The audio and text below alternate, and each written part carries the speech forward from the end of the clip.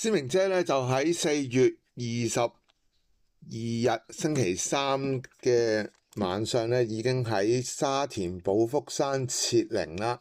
咁但係咧，根據所有傳媒睇落咧，個氣氛就好似唔多妥當。娛樂花生堂阿老咧今日都想同大家講下，咁咧阿鼎爺咧就有份咧，李家鼎咧有份出席咧阿施明姐嘅出殯去靈堂嘅，可以見到咧阿鼎爺個樣咧非常之消瘦，好似瘦咗成個人 lift 咗咁樣。而佢咧就邊個陪同佢嚟咧？就係細仔李榮豪同埋細仔榮豪嘅太太林宇謙 Alice。咁但係咧，大家都知道啦，呢個安排靈堂嘅主持咧就係大仔大媽咧李永漢主持嘅。咁傳媒咧亦都入唔到去做訪問，你哋睇到啲短片。咁咧雖則話幾唔妥啫，但係都要即係俾人鞠個躬啦。唔得啊！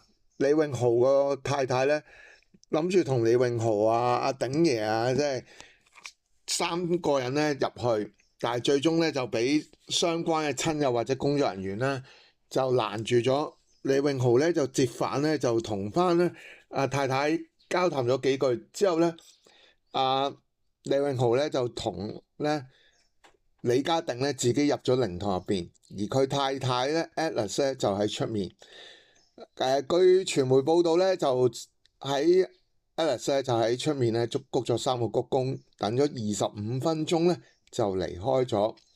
而靈堂入邊咧就有呢個李家鼎啦、李永漢嘅一家啦，同埋李永豪嘅一個花圈。其實佢哋仲做咗另一個花圈嘅，就係咧李家鼎、李永豪同埋李永豪細仔個太太 Alice 嘅一個花圈。咁咧，但係咧，傳媒就好眼利啊，就發現咧呢個3個人嘅花圈咧，最終咧就俾人劈咗喺後樓梯。嗱，當然啦，阿佬咁樣評論。大媽李永漢就係話咧，跟從咧亡母嘅遺願，根據施明姐嘅意願咧，就話唔歡迎咧呢個所謂細心鋪入靈堂。但係咧呢個遺願咧係咪真係我哋坊間知道咧？唔知道。OK。咁而咧夏慧姨咧亦都咧即係勸同佢哋傾個偈。就話咧，亦都講咧話唔會為遺產對簿公堂，亦都話咧唔覺阿鼎爺有俾李永豪監視。嗱，夏慧姨咧就輩分高，但係講還講，你睇見咧李家鼎連聽日即係今日嘅4月23號呢個解穢酒都話唔去啊。咁可想而知咧，李家鼎、李永豪呢一邊同李永漢個關係咧，可以有好大變啦。就算你話喂新抱唔入得去，係跟施明姐遺願，咁李家鼎都話晒前夫，你見佢都係同咧李永豪一齊，就可以知道咧，佢哋之間同大媽李永漢個關係咧係幾咁差啦個關係。李永豪咧，阿細媽亦都喺傳媒訪問咧，就話暫時唔回應。不過咧，我自己嘅個人判斷咧，相信呢件事咧會繼續發酵嘅。只不過咧，可能等施明姐咧，即係叫做出完殯啦，搞掂晒啲嘢先嚟再講嘅啫。因為始終咧，空穴來風就未必無因。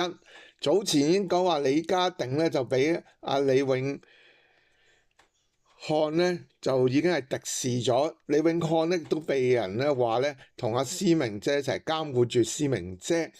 咁如果真係所言非虛嘅，所言係虛言嘅，咁點解李家鼎咧就連解穢酒呢啲即係叫最後一程做埋呢啲例行英雄宴嘅嘢都唔做咧？咁大家可以查到個端倪啦。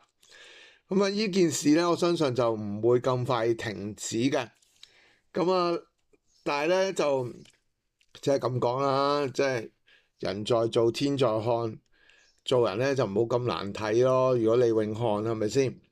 咁你話你係阿媽媽遺願，OK，anyway，咁尊重你哋自己嘅家事，但係喺我哋外人嚟睇咧，就好似有啲兒咧難睇咗少少啦。咁啊，同埋咧都要安慰翻呢一啲可能即係經歷屋企人離世嘅情況嘅人啦。咁其實當然會好難過。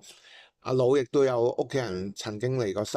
咁但係如果大家有宗教信仰嘅，咁就呢個係一個暫別嚟嘅啫，就唔好咁難過啦。